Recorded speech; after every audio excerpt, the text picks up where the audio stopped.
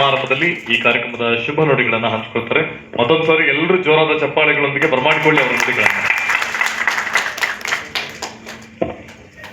ಇವತ್ತು ಈ ಕಾರ್ಯಕ್ರಮದಲ್ಲಿ ಈ ವೇದಿಕೆಯಲ್ಲಿ ಪರಮ ಪೂಜ್ಯ ಕಲ್ಯಾಣ ಮಹಾಸ್ವಾಮೀಜಿಗಳ ಪಾದಕ್ಕೆ ನಮಸ್ಕರಿಸ್ತಾ, ಮತ್ತೆ ಇಲ್ಲಿ ಸೇರಿರ್ತಕ್ಕಂಥ ಹಲವಾರು ಪತ್ರಕರ್ತ ಅಧ್ಯಕ್ಷರು, ಉಪಾಧ್ಯಕ್ಷರು, ನಮ್ಮ KB ಪಂಡಿತ್ ಅವರೇ, ಮುರುಗೇಶ್ ಶಿವಪೂಜೆ ಅವರೇ, ಮಲ್ಲಿಕಾರ್ಜುನ್ ಅವರೇ, ಸಿದ್ದು ಯಾಲ್ಪಿ ಅವರೇ,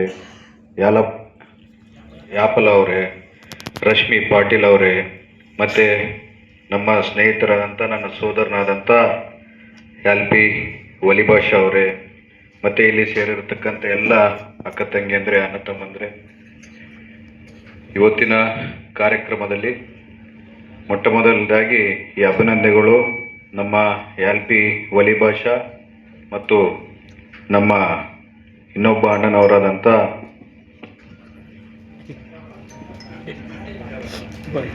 ಬಜಾರಪ್ಪ ಅವ್ರಿಗೆ ಸಲ್ಲಿಸಬೇಕು.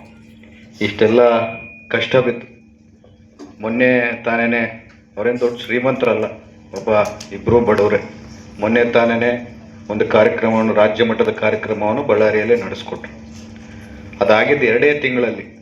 ಮತ್ತೆ ಒಂದು ರಾಷ್ಟ್ರೀಯ ಮಟ್ಟದ ಕಾರ್ಯಕ್ರಮವನ್ನು ಮಾಡಬೇಕಂದ್ರೆ ಎಷ್ಟು ಖರ್ಚು ವೆಚ್ಚ ಇರುತ್ತೆ.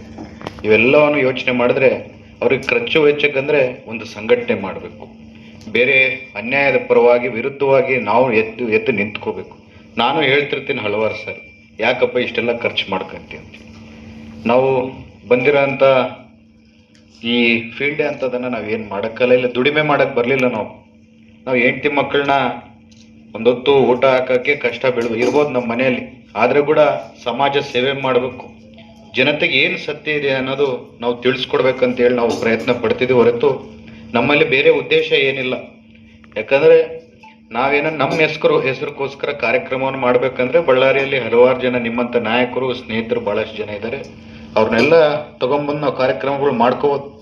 ಆದರೆ ಮನೆಯಲ್ಲಿ ಕಷ್ಟ ಇದ್ದರೂ ನಾವು ಭಾರತ ದೇಶದಲ್ಲಿ ಯಾರ್ಯಾರು ಉನ್ನತ ಮಟ್ಟದಲ್ಲಿ ಈ ನ್ಯಾಷನಲ್ ಕೌನ್ಸಿಲಲ್ಲಿ ಯಾರ್ಯಾರು ಇದ್ದಾರೋ ಇಂಥವ್ರನ್ನೆಲ್ಲ ಕರೆದು ನಾವು ಬಳ್ಳಾರಿಯಲ್ಲಿ ಒಂದು ಮಾಡಿದಾಗ ನಮ್ಮ ಬಳ್ಳಾರಿ ಜಿಲ್ಲೆ ಕೂಡ ಒಂದು ಹೆಸರು ಬರುತ್ತೆ. ನಾಳೆ ಬೆಳಗ್ಗೆ ಡೆಲ್ಲಿ, ಬಾಂಬೆ ಅಲ್ಲೆಲ್ಲ ಹೋದಾಗ ಇಂಥ ಬಳ್ಳಾರಿಯಲ್ಲಿ ಅದ್ದೂರಿ ಕಾರ್ಯಕ್ರಮವನ್ನು ಯಾಲ್ಪಿ ಅವರು, ಬಜಾರಪ್ಪನವರು ಮಾಡಿದ್ರು ಅಂತೇಳಿ ನಾವರು ಹೆಮ್ಮೆಯಿಂದ ಹೇಳಿದಾಗ ನಮಗೆ ಖುಷಿ ಆಗುತ್ತೆ.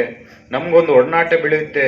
ಏನನ್ನ ನಾಳೆ ಬೆಳಿಗ್ಗೆ ನಮ್ಮ ಜಿಲ್ಲೆಗಳಿಗೆ ಅನ್ಯಾಯ ಆದಾಗ ಇಡೀ ರಾಜ್ಯ, ರಾಷ್ಟ್ರ ಮಟ್ಟದಲ್ಲಿ ಧ್ವನಿ ಎತ್ತ ಕೂಡ ಒಂದು ಸಹಕಾರ ಆಗುತ್ತೆ ಅಂತೇಳಿ ಉದ್ದೇಶ ಇಟ್ಕೊಂಡು ಇವತ್ತೇನು ಅವ್ರು ಮುಂದಕ್ಕೆ ಬಂದಿದ್ದಾರೆ. ಅವ್ರ ಕಾರ್ಯಕ್ರಮಗಳು ಎಲ್ಲ ಯಶಸ್ವಿ ಇದೇ ರೀತಿಯೆಲ್ಲ ಆಗ್ಬೇಕಂತ ಕೋರ್ತಾ, ಇವತ್ತು ಮಾಧ್ಯಮ ಮಿತ್ರರಿಗೆ ನಾನೊಂದು ಮಾತು ಹೇಳಲಿಕ್ಕೆ ಇಚ್ಛೆ ಪಡ್ತೀನಿ. ಇವತ್ತು 4ನೇ ಅಂಗ ಅಂತ ಹೇಳ್ತಾರೆ ಭಾರತ ದೇಶದಲ್ಲಿ. ಆ 4ನೇ ಅಂಗ ಇವತ್ತು ಕುಸಿದು ಹೋಗ್ತದೆ. ನಿಮ್ಗೆಲ್ಲರಿಗೂ ಯಾಕೆ ಕುಸಿದು ಹೋಗ್ತಿದೆ ಅಂತ ಹೇಳಲಿಕ್ಕೆ ಇಚ್ಛೆ ಪಡ್ತೀನಿ ಅಂದರೆ, ಪ್ರತಿಯೊಂದು ಮಾಧ್ಯಮದವರು ಅಂದರೆ ದ್ವೇಷ. ಅವರು ಯಾರನ್ನ ಸಾಮಾನ್ಯರಿಗೆ ಮಾಧ್ಯಮದವರು ಅಂದರೆ ಒಂದು ದ್ವೇಷ. ಯಾವುದೇ ಒಂದು ನ್ಯೂಸ್ ಬಂದರೂ ಏನೋ ಇವ್ರು ದುಡ್ಡು ತೊಗೊಂಡು ಏನೋ ನ್ಯೂಸ್ ಬರೆದಿದ್ದಾರೇನೋ, ಇಲ್ಲ ಬೇರೆಯವ್ರ ಕಡೆ ಪ್ರಭಾವಿತರಾಗಿ ನ್ಯೂಸನ್ನು ಬರೆದಿದ್ದಾರೇನೋ ಅಂತೇಳಿ ಮಾಧ್ಯಮದವ್ರ ಮೇಲೇ, ಯಾರು ಜನರನ್ನ, ದೇಶವನ್ನು ಕಾಪಾಡೋ ಅಂಥ ಮಾಧ್ಯಮದವ್ರ ಮೇಲೇ ದೌರ್ಜನ್ಯಗಳು ಭಾರತ ದೇಶದಲ್ಲಿ ಬಹಳಷ್ಟು ಆಗಿದೆ. ಇಂಥ ದೌರ್ಜನ್ಯಗಳು ಆದಾಗ ಏನಾಗುತ್ತಂತಂದರೆ, ನೀವು ಉದ್ದೇಶಪೂರ್ವಕವಾಗಿ ಯಾವ ಸುದ್ದಿಯನ್ನು ಮಾಡಲ್ಲ. ಏನೋ ಒಂದು 100ರಲ್ಲಿ 2-3 ಮಾಡ್ಬೋದು. ಮಿಕ್ಕಿದವರೆಲ್ಲ ಈ ಮಾಧ್ಯಮದ ಈ ಫೀಲ್ಡ್ಗೆ ಯಾಕೆ ಬಂದಿರ್ತೀರಂತಂದರೆ, ವಾಸ್ತವಾಂಶಗಳು, ಜನಕ್ಕೆ ಏನು ನಡೀತಿದೆ, ಜನಕ್ಕೆ ಏನು ಅನ್ಯಾಯ ಆಗ್ತಿದೆ, ದೀನ ದಲಿತರಿಗೆ ಏನು ಅನ್ಯಾಯ ಆಗ್ತಿದೆ, ಯಾರ್ಯಾರಿಗೆ ಬಡವರಿಗೆ ಏನು ಅನ್ಯಾಯ ಆಗ್ತಿದೆ ಅಂತೇಳಿ ನಾವು ಕನ್ನಡಿಯಾಗಿ ನಿಂತ್ಕೋಬೇಕು, ಸರ್ಕಾರಗಳಿಗೆ ತಿಳಿಸ್ಬೇಕಂತೇಳಿ ತಾವೆಲ್ಲ ಧೈರ್ಯದಿಂದ ಮುಂದಕ್ಕೆ ಬಂದಿರ್ತೀರಿ. ಇವತ್ತು ಇಡೀ ಭಾರತ ದೇಶದಲ್ಲಿ ನಿಮ್ಮ ಮೇಲೆ ಆಗ್ತಾ ಇರೋಂಥ ದೌರ್ಜನ್ಯಗಳು, ನಿಮ್ಮ ಮೇಲೂ ಎಲ್ಲಿ ನೋಡಿದ್ರು ಮಾಧ್ಯಮದ ಮಿತ್ರ ಮೇಲೆ ಈ ಥರ ಅಟ್ಯಾಕ್ ಆಯಿತು. ಇನ್ನೊಬ್ಬ ಪೊಲಿಟಿಷಿಯನ್ನು ಅವರು ಫಾಲೋವರ್ಸ್ ಹೋಗಿ ಅವ್ರನ್ನ ಧಮಕಿ ಹಾಕಿದ್ರು, ಫೋನಲ್ಲಿ ಬೆದರಿಕೆ ಹಾಕೋದು, ಅದು ಬಿಟ್ಟು ಮತ್ತೆ ಮಕ್ಕಳು ಸ್ಕೂಲ್ ಮುಂದೆ ಹೋಗಿ ಮಕ್ಕಳನ್ನ ಬೆದರಿಕೆ ಹಾಕೋದು, ಹೆಂಡತಿಯವ್ರ ನಂಬರ್ಗಳು ತಗೊಂಡು ಅವರಿಗೆ ನಿಮ್ಮ ಗಂಡನ್ನ ನಾವು ಉಳಿಸಲ್ಲ, ಅವರು ಈ ಥರನೇ ಮಾಡ್ಕೊಂಡು ಹೋದರೆ ನಿಮ್ಮ ಕುಟುಂಬನೇ ನಾವು ನಿರ್ನಾಮ ಮಾಡ್ತೀವಂತೇಳಿ ಇಷ್ಟೆಲ್ಲ ತೊಂದರೆಗಳು ಕೊಡ್ತಿದ್ದಾರೆ. ನಾನು ಈ ವೇದಿಕೆ ಮೂಲಕ ಇಲ್ಲಿ ಕುಂತಿದ್ದಂಥ ಹಲವಾರು ಏನು ನೀವೆಲ್ಲರೂ ಅಧ್ಯಕ್ಷರು, ಉಪಾಧ್ಯಕ್ಷರುಗಳೆಲ್ಲರೂ ಇದ್ದೀರಿ. ಕೇಂದ್ರ ಸರ್ಕಾರಕ್ಕೆ ನಾವೆಲ್ಲ ಒತ್ತಡ ಮಾಡಬೇಕು, ಒಂದು ಕಾಯ್ದೆಯನ್ನು ತರಬೇಕು.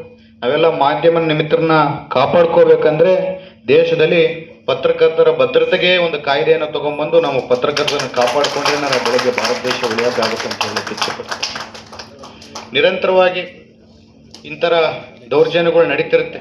ಆದರೆ ನಮ್ಮ ದೇಶ ಉಳಿಬೇಕು, ನಮ್ಮ ನಾಡು ಉಳಿಬೇಕು, ನ್ಯಾಯ ಉಳಿಬೇಕಂತಂದರೆ ತಾವು ಧೈರ್ಯವನ್ನು ಮುಂದೆಯಿಂದ ಧೈರ್ಯ ಇದೆ ಅದನ್ನ ಎಲ್ಲಿ ಕಳ್ಕೊಂಡಂಗೆ ಆ ಹೆಜ್ಜೆಯನ್ನು ಮುಂದೆ ಇಡ್ತಾ ಹೋಗ್ತಾನೆ ನಾಳೆ ಬರುವಂಥ ನಮ್ಮಂಥ ಯುವ ಪೀಳಿಗೆಗೆ ಒಂದು ಈ ದೇಶ ಕಟ್ಟುವಂಥ ಶಕ್ತಿ ಕೂಡ ಸಿಗುತ್ತೆ ಅಂತ ಹೇಳಕ್ಕೆ ಇಚ್ಛೆಪಡ್ತೀನಿ. ಮಾಧ್ಯಮದವರಂದರೆ ನನ್ನ ಬಗ್ಗೆ ಕೂಡ ವಿರುದ್ಧವಾಗಿ ಭಾಳಷ್ಟುಗಳು ನ್ಯೂಸ್ಗಳು ಬರ್ತವೆ, ನನ್ನ ಪರವಾಗಿ ಬರ್ತವೆ. ನನ್ನ ವಿರುದ್ಧವಾಗಿ ಬಂದಾಗ ನಾವು ತಿದ್ದುಕೊಳ್ಳೋಕೆ ಪ್ರಯತ್ನ ಮಾಡಬೇಕು.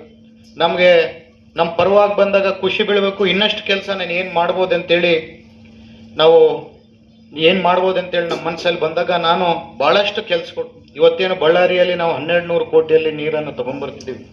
ನಾವು ಮೊದಲನೇ ದಿವಸದಿಂದ ನೀರು ತುಂಗಭದ್ರೆಯಿಂದ 1200 ಕೋಟಿಯಲ್ಲಿ ಬಳ್ಳಾರಿಗೆ ತೊಗೊಂಡ್ಬರ್ಬೇಕಂದಾಗ ಈ ಮಾಧ್ಯಮ ಮಿತ್ರ ಪ್ರೋತ್ಸಾಹ, ಅದರ ಜೊತೆಗೆ ಒಂದು 2-3 ತಿಂಗಳಿಗೊಂದ್ಸರಿ 1200 ಕೋಟಿ ಪ್ರಾಜೆಕ್ಟ್ ಏನಾಯಿತು ಅಂತೇಳಿ ನೀವು ಪ್ರಶ್ನೆ ಮಾಡಿದಾಗ ನಮ್ಮಲ್ಲಿ ಇನ್ನಷ್ಟು ಕಿಚ್ಚನ್ನು ತೊಗೊಂಬಂದು ನಾವು ಬೆಂಗಳೂರು ಕಡೆ ಹೋಗಿ ಮುಖ್ಯಮಂತ್ರಿಗಳು ಉಪಮುಖ್ಯಮಂತ್ರಿಗಳ ಕಡೆ ಈ ಥರ ಮಾಧ್ಯಮದಲ್ಲಿ ಬಂದಿದೆ, ನೀವು ಕೆಲಸಗಳು ಮಾಡಿಕೊಡ್ಬೇಕಂದಾಗ ಹಲವಾರು ಕೆಲಸಗಳು ನಿಮ್ಮ ಮೂಲಕ ನಂಬು ಆಗಿದೆ ಅಂತ ಹೇಳಕ್ಕೆ ಇಚ್ಛೆಪಡ್ತೀನಿ.